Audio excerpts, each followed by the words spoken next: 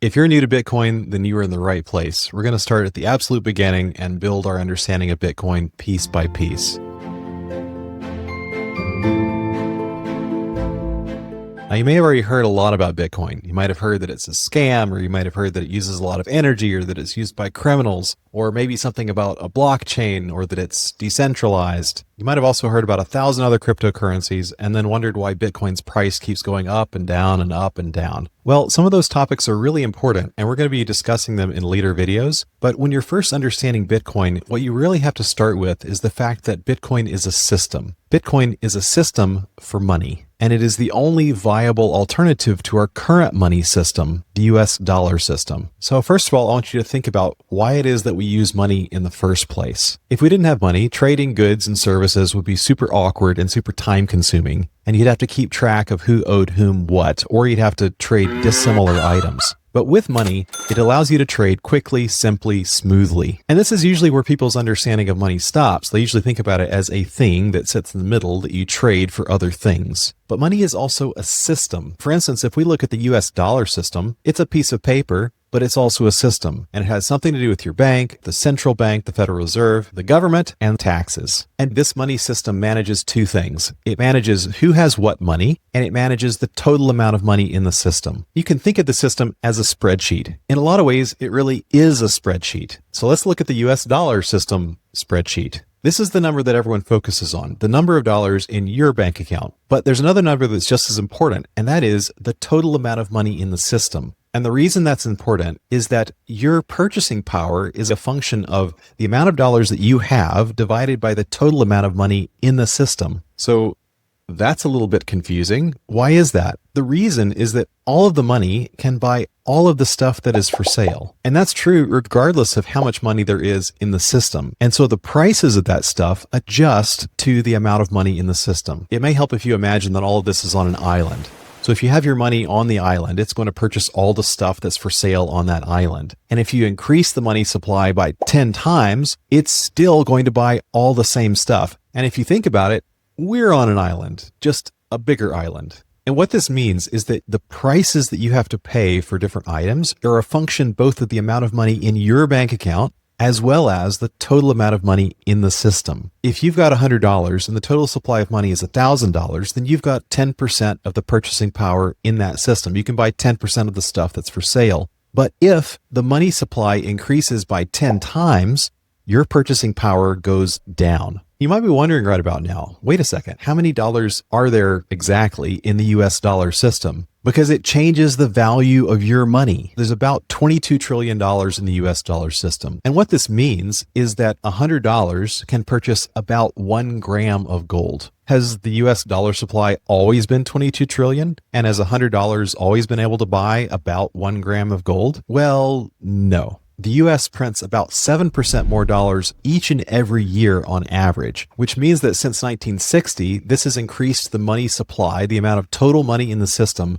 by about 75 times. In 1960, there was about $286 billion in the US dollar system. And what this meant is that your $100 could purchase about 88 grams of gold, 88 times as much gold for the same $100. You see, when the dollars in the system is going up, your purchasing power shrinks. This is why you see prices rising. This is why when you go to McDonald's, you're going to spend 12 times as much for the same Big Mac as you did in 1968. This is why you're going to spend 10 times as much for the same can of Campbell's soup. And this is not because we've gotten worse at making soup. It's not because we've gotten worse at making burgers.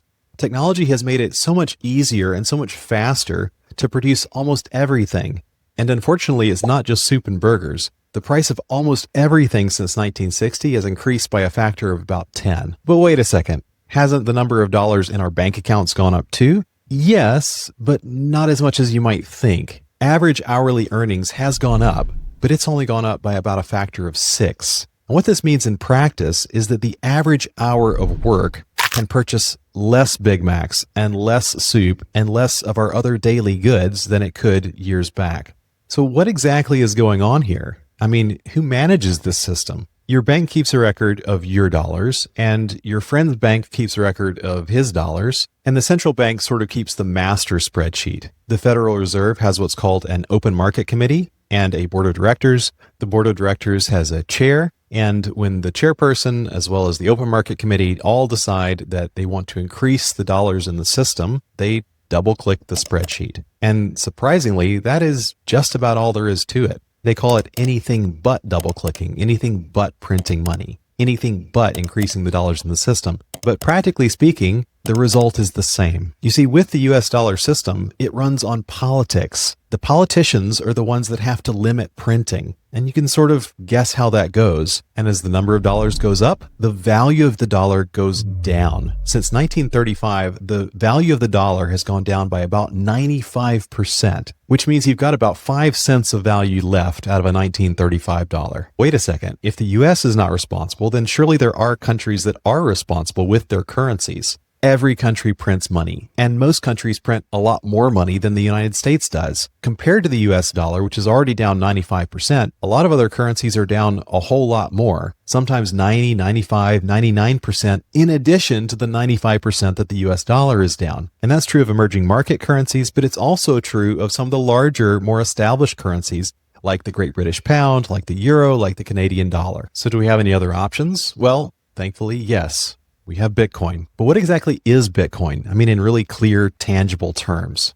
Bitcoin is a system for money, and it's a system for money that runs on software. And the software functions more or less like a spreadsheet. In a lot of ways, it is a spreadsheet. The software keeps track of my Bitcoin, and it keeps track of your Bitcoin. And crucially, it limits the total amount of Bitcoin in the system to 21 million Bitcoins. The Bitcoin software runs on computers, and then those computers connect together to form a network. And then all of the data that's in the software replicates across that network so that all of the computers have all the same data. And it's not just 2 or 3 or 4 computers running Bitcoin. There's actually tens of thousands of computers around the world that are running Bitcoin, and they're each keeping an exact copy of every single Bitcoin transaction that's ever taken place, along with each person's Bitcoin balance. And the extraordinary thing is that there's no central government that controls Bitcoin. There's no organization that controls Bitcoin. There's no one individual that controls Bitcoin. You don't have to have permission from anyone to use Bitcoin. In fact, Bitcoin is the only monetary system that's available for anyone in the world to use, regardless of their race or their nationality or their gender or their wealth. So it's doing the same job as the US dollar system. It's keeping track of who owns what,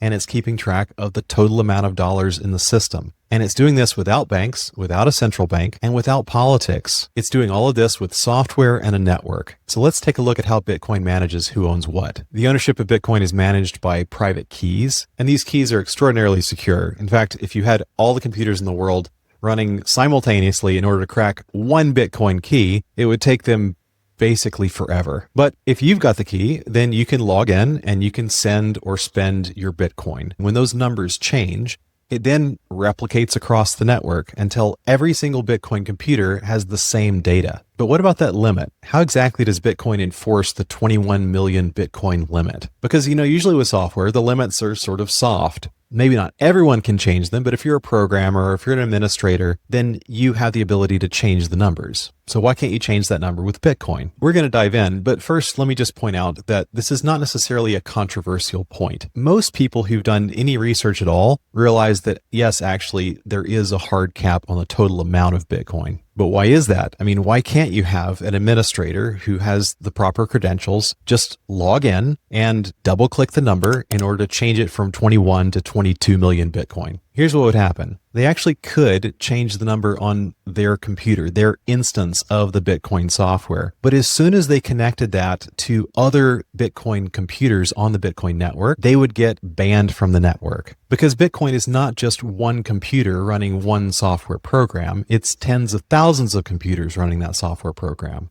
And they've each agreed to play by the rules. And if you don't play by the rules, then you don't get to be part of the network. This may disappoint some people, but it's just the way things are. There's only 21 million Bitcoin, and that is all the Bitcoin that will ever be. And because Bitcoin is useful as a money system, and because it's limited to 21 million, the value of Bitcoin is going up. It's not been a smooth line, but the direction is pretty clear by now. And this, of course, is in direct contrast to the value of the US dollar. Because there's no real limit to the amount of dollars in circulation, and that number continues to go up, the value of each dollar continues to go down. So for the first time in a long time, people actually have a choice between two different money systems. The existing system system, the US dollar system, that runs on politics and doesn't really have a practical limit to the amount of dollars that are in circulation, and the Bitcoin system, which runs on software and a computer network and limits the total amount of Bitcoin in circulation to 21 million.